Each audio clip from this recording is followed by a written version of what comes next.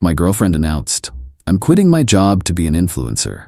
You'll pay for everything while I find myself." I replied, "Sounds like a plan." Then I cashed out her entire joint savings account to cover our rent for the year. She texted me from the airport lounge in Bali that her bank card wasn't working. I was at home looking at the bank receipt, showing where I'd spent the money from our joint account. $21,000, her half, all gone to prepaid bills. Let me go back 3 weeks to when this started. I got home from work on a Tuesday and found Cassie sitting on the couch with her laptop. She had that look, the one where she's already decided something and is just waiting to tell me. I'd seen it before when she made big announcements. This time felt bigger. She closed the laptop and said we needed to talk about her career. I sat down and listened. She explained that her job at the marketing firm was draining her soul, that she wasn't living authentically, that she'd been working with a life coach who helped her realize her true calling was content creation and being an influencer. I asked, "What kind of content?" She said, "Lifestyle content. Travel, wellness, daily routines." Her life coach told her she had the perfect energy for it. She just needed to commit fully. I asked about money. She said that's what she wanted to discuss. She was quitting her job to focus on building her brand. It would take 6 months to a year to really get established and start earning. During that time, I'd need to cover all our expenses. She'd contribute by managing the household and creating content. I asked if she was serious. She said, completely serious, that this was her dream and I needed to support it. That couples support each other through career changes. I asked about her half of the bills. She said bills were just material concerns, and I needed to think bigger picture about investing in our future together. We'd been together for 3 years, living together for 1. She made decent money at her job, about the same as me. We split everything 50-50. Rent, utilities, groceries. It worked fine. Now she wanted me to bankroll her Instagram dreams while she found herself. I asked how much she'd saved up for this transition. She said that wasn't the point, that her savings were for business investments, equipment, clothes for content, maybe travel for location shoots. She couldn't use that money for boring stuff like rent. I looked at her for a long moment. Then I said, "Sounds like a plan." She seemed surprised I agreed so easily. Asked if I was sure. I said, "Absolutely. Follow your dreams. I'd handle the finances." She hugged me and said I was amazing, that she'd make this worth it, that when she was successful, I'd see this was the right decision. That weekend, she quit her job. Posted something long on social media about choosing authenticity over security, about betting on herself. Her friends all commented with support. Lots of "You go girl" and "So proud of you" comments. Monday morning, while she was at a coffee shop planning her content strategy, I went to the bank. We had a joint savings account we'd opened about 18 months ago. The plan was to save for a down payment on a house eventually. We each put in $500 a month. She'd deposited about $12,000 when we opened it from her previous savings. I'd contributed about $9,000 over time. Current balance was around $42,000. The account was set up as joint with rights of survivorship. Both of us could withdraw without the other's signature. I pulled out $21,000, exactly half, had it transferred to my personal checking account, left $21,000 in the joint account. Then I started making payments. Our rent was $1,700 a month. I contacted our landlord and asked if I could prepay rent for the year. He said absolutely. Loved the idea of guaranteed income. I wrote him a check from the joint account for $20,400, 12 months at $1,700. He gave me a signed receipt showing we were paid through the following November. Then I looked at utilities. Most companies have policies about prepaying. I called the internet provider. They let me prepay 6 months maximum. Paid $300 from the joint account. Electric company, same policy. 6 months max. Our average bill was about $90 monthly. Paid $540 total. Gas and water were similar. Each let me prepay up to 6 months. By the end of that Monday, I'd spent roughly $21,000 from the joint account, all on our shared expenses. Rent secured for a year, utilities covered for 6 months. Her half of the bills handled just like she wanted. I saved every receipt, every confirmation email, put it all in a folder on my computer and backed it up. Cassie came home that evening excited about her content strategy. She'd mapped out her aesthetic, ordered a ring light and a new phone gimbal. Said she was meeting with a photographer later that week for professional shots. I asked how much. She said $800, but it was an investment in her brand. I said that sounded good. She seemed happy I was being supportive. Over the next week, she spent money constantly. New clothes for content. A skincare routine that cost $300 because her skin needed to look good on camera. Subscriptions to editing apps. A designer bag for outfit content. Every few days she'd mention something else she needed for her brand. I'd nod and she'd buy it from the joint account. 2 weeks after she quit her job, she announced she was going to Bali. Said her life coach recommended it. That she needed travel content and Bali was perfect for her brand. Beaches, temples, wellness retreats. Very on brand, she said. I asked how long? She said 2 weeks. I asked how much? She said around $4,000 total. Flights, nice hotel, activities to film. All content investments. She'd pay from the joint account. I told her to have an amazing trip. That this sounded perfect for her brand. She was excited. I was being so supportive. Said when she came back with all this content, her following would explode. She left on a Friday morning. I drove her to the airport. She was so excited she barely looked at me when she got out. Just grabbed her bags and rushed inside. I went home and pulled up my tracking spreadsheet. Rent prepaid through the following November. Utilities prepaid through July. Total spent from the joint account was $21,000, her half of the original $42,000 balance. Meanwhile, she'd been spending. Equipment and supplies over 2 weeks came to about $6,000. Her Bali trip was $4,000. Total of $10,000 spent by her from what remained in the joint account after I withdrew my half. The math worked out to roughly $11,000 left in the account. But she hadn't been checking the balance regularly, just swiping the card whenever she needed something for her brand. Saturday morning, I got a text. She'd landed and Bali was beautiful. Sent me a picture of her hotel room. Very nice, looked expensive. Sunday, she posted her first travel content. Professional shot of her on a beach at sunset. Caption about following your dreams and living authentically. Got maybe 200 likes from friends and family. Monday, she posted more. Temple visit, fancy breakfast, yoga on the beach. Her follower count went up by about 50 people. Tuesday afternoon, my phone started buzzing. Multiple calls from Cassie. I was at work in a meeting, so I let them go to voicemail. Then texts started coming through. Her card declined. The joint account card. She'd tried to pay for a spa treatment. It got declined. She checked the app. The balance showed $11,000. That couldn't be right. There should be way more. What was going on? I texted back during a break, said the balance was correct, that she'd spent about $10,000 in 2 weeks, and I'd withdrawn my half of the savings before she started her spending. What was left was hers. My phone immediately started ringing again. I sent it to voicemail. Another meeting starting. She called 4 more times over the next hour. Finally, I texted her, said I was at work and would explain everything later, that she should check her email. I was sending her a detailed breakdown. The email had a spreadsheet attached. Every transaction from the joint account since she quit her job, her photography session, her equipment purchases, her new wardrobe, her skincare products, her software subscriptions, her Bali trip expenses. Running total showing about $10,000 spent by her. Then a separate section. My withdrawal of $21,000, explanation that I'd taken exactly half of the account balance. Then the list of what I'd spent it on. Rent prepaid through November, internet prepaid through July, electric prepaid through July, gas prepaid through July, water prepaid through July. Total approximately $21,000. A note at the bottom. She'd asked me to pay for everything while she built her brand, so I paid for everything. Our shared living expenses for the next several months, using her portion of the joint savings, just like she'd suggested. She called again immediately. I was finally done with meetings, so I answered. She was screaming before I even said hello, said I'd stolen her money, that I had no right, that she needed that money for her business, that I'd sabotaged her dream deliberately.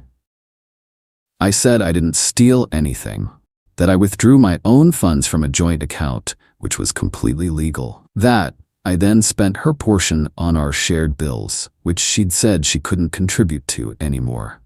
That everything was documented and she was welcome to review all receipts. She said I knew that money was for her business.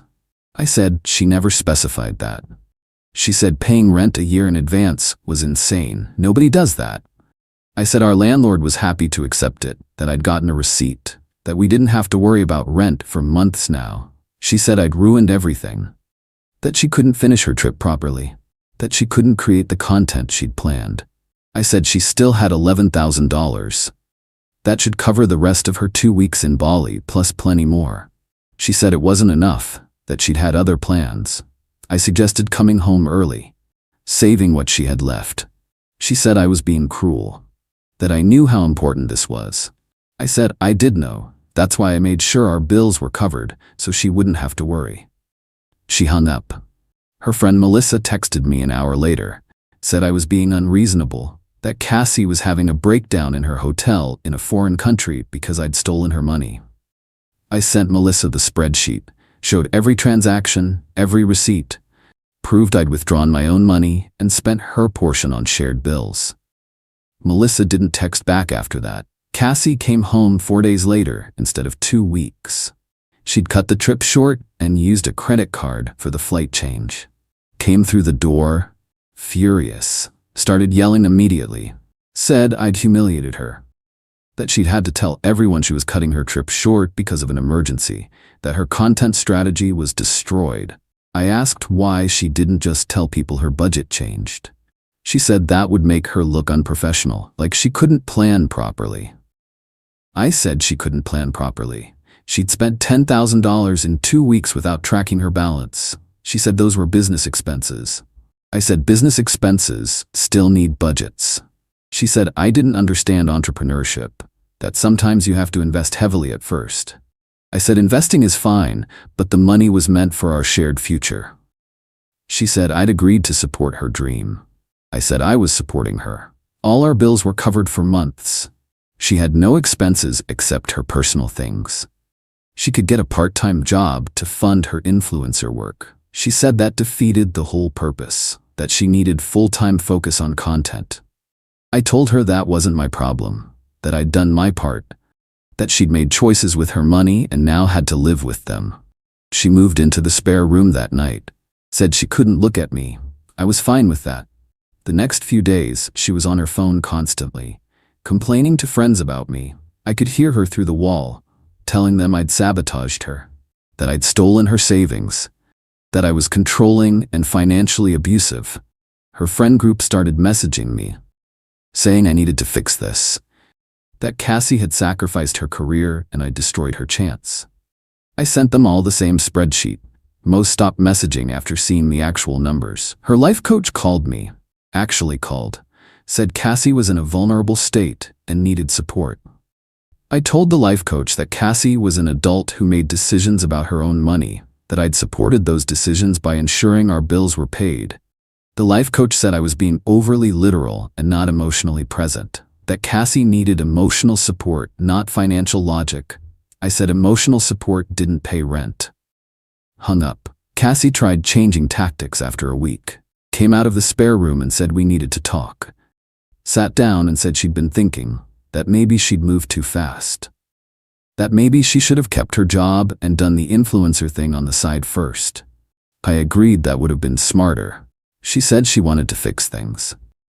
Asked if I'd help her financially to finish building her foundation. Just a few thousand more to really establish things properly. I said no. She got angry. Said I was being petty and vindictive, that I was punishing her for chasing her dreams. I said I wasn't punishing anyone, that she'd chased her dreams using her money and now her money was mostly gone. That was just reality.